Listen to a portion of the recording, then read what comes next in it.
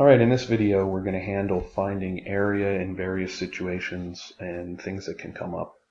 We're going to start here with example 5. We've got the lead-in, suppose f of x is this function, g of x is this function. Find each of the following areas. Show your integral setup for each problem. Alright, first, the area under the positive portion of f of x. So we're going to have the integral of f of x from somewhere to somewhere. And we don't know where yet because I don't know where this is positive and where it's not off the top of my head. So I'm going to go ahead and graph the function negative x squared plus 4x plus 2. And we're in the standard window, so hopefully we catch it. Okay, there we go. There's our graph. So what we want is we just want the positive portion. So we need to find our limits of integration, and our limits of integration are going to be the points where this parabola intersects the x-axis. So first I'm going to find the left endpoint.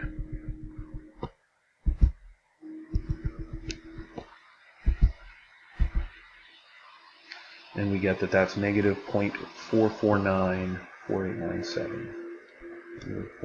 0.4494897.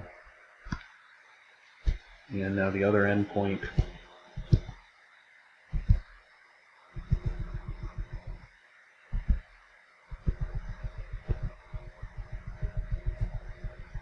it takes me forever to get over here on my calculator. And we get 4.4494897. 4.4494897. And so in order to calculate this area, I'm just going to use my numerical integral feature on my calculator. And I've got negative x squared plus 4x plus 2 with respect to x from negative 0.4494897 to 4.4494897, and we get 19.596 for our area. Okay. Next we're supposed to find the area between g of x and the x-axis from x equals 0 to x equals 8. So I'm going to graph g of x.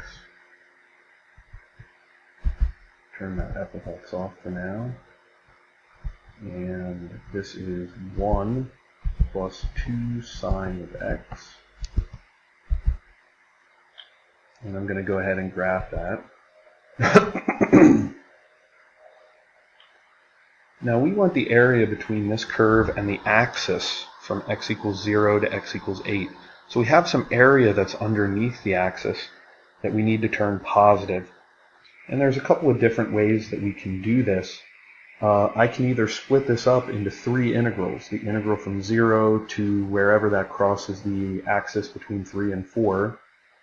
Keep that positive. And then the integral from wherever it crosses the axis between 3 and 4 and right around 6 where it comes back above, and subtract that away. And then I could take the integral from right around 6 up to 8 and have that as positive and add all of those together. Or, since I want to find the area between that curve and the x-axis, I'm counting all of that area as positive. I can just take the integral of the absolute value of the function. So the easiest way, in my opinion, to do this is to take the integral from 0 to 8 of the absolute value of g of x. And so that's what I'm going to do. And so I'm going to take the integral of the absolute value of 1 plus 2, use my plus sign there, come on, 2 sine of x, suppose the absolute value with respect to x, from 0 to 8,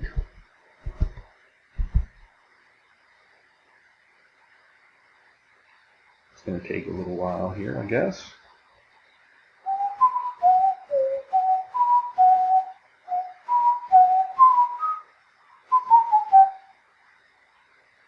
It's going to take a lot of while, I guess, for this to calculate. There we go, 13.030 for the area between that curve and the x-axis from 0 to 8. All right, and now part C, we want to find the area of the region bounded by these two curves. And so now I'm going to look at the graph of both of these curves. I need to turn y1 back on, and we'll look at the graph. And we see the region bounded by these two curves. Just to the right of the y-axis, we can see where these two curves are bounded in and enclose a region. On that region, f of x is the upper curve, and g of x is the lower curve. So I'm going to set up the integral of f of x, which is negative x squared plus 4x plus 2, minus g of x,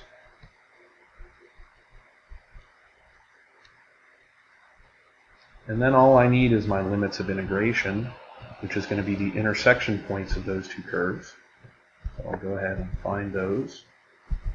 Use my intersect command. First curve, second curve, I want to get that intersection point. And that's at negative 0.4063493.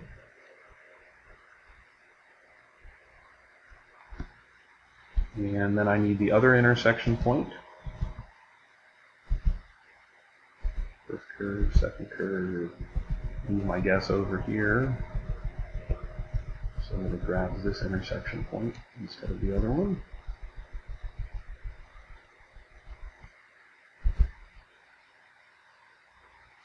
That's at 4.6448905. 4.6448095. And so now I can use this integral to calculate the area between those two curves.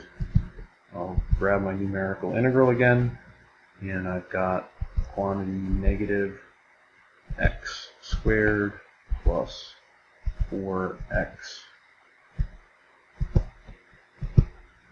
My calculator is being finicky today.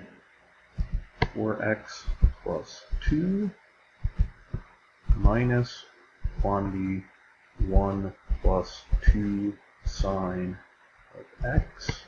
Close that quantity, close that quantity.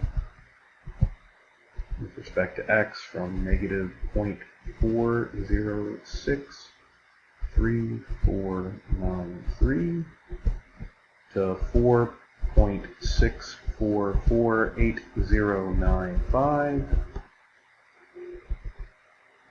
4, I missed an 8 in there.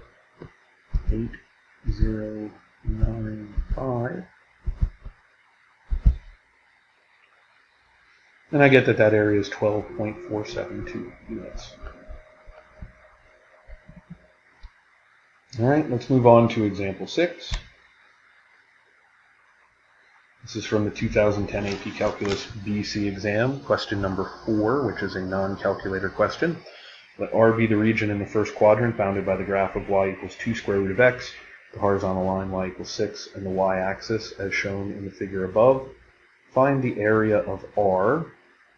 In my opinion, the easiest way to do this is going to just be, you know what, let's use that horizontal line as our upper boundary. That's 6. And our lower boundary is 2 square root of x. And we're going to integrate that from one end to the other, and the x coordinates are from 0 to 9. And so now I want to integrate this, and since this is a non-calculator section, I'm going to have to integrate it by hand. So that gives me 6x minus 4/3 x to the 3/2,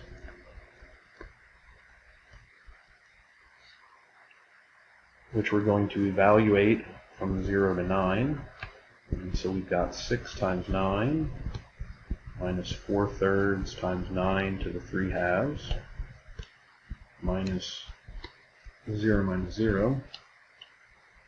And let's see, that's 54 minus, and 9 to the 3/2 is 27, so 4/3 of that is going to be 36. And we end up with our area of 18. All right, last one. In the 2008 AP Calculus BC exam, question number 1 from the calculator section. First, we're supposed to find the area of region R. Sine of pi x is our upper curve here.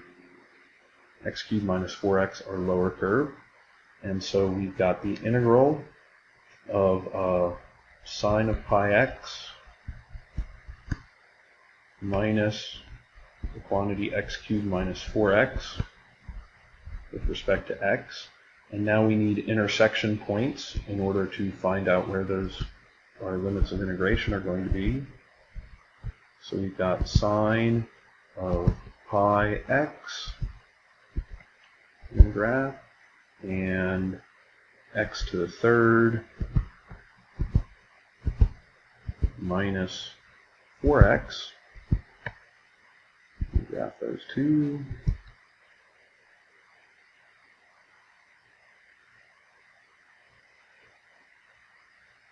And I'm going to zoom in on this a little bit.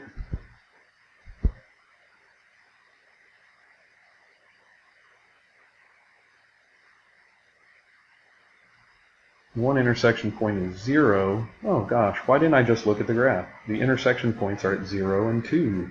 Huh, silly me. Let's just make sure of that.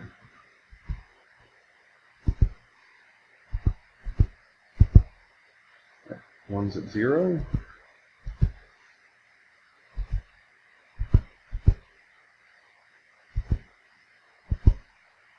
And the other one's at 2. Alright, so we need to integrate this from 0 to 2.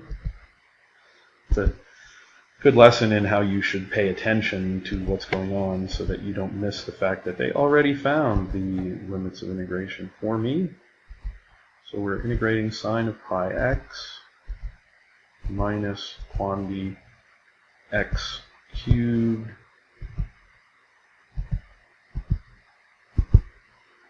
minus 4x with respect to x, 0 to 2, and we get that that area is 4. Now in part B, we've got the horizontal line y equals -2 splits the region R into 2 parts. We're supposed to write but not evaluate an integral for the area of the part of R that is below this horizontal line. So I draw in the horizontal line, and on this region, the horizontal line is the upper curve, and the cubic is the lower curve. So there's my beginnings of my expression, and now all I need is the limits of integration, and so I need to figure out where that curve is equal to -2, and so I'm going to go back to my graph here. Oops. Go back to my graph and find these intersection points. First curve, second curve, yes. 0.539. Since we're not calculating the value of the integral, I'm just going to round my limits of integration off to 3 decimal places. If I were calculating my integral, I would have kept more decimal places in there. Where are you, cursor? There you are. And 1.675. And there's an integral that we can use to calculate that area that is below the horizontal line. Alright, that's the end of this video and the end of this lesson. See you guys next time. Have a great rest of your day.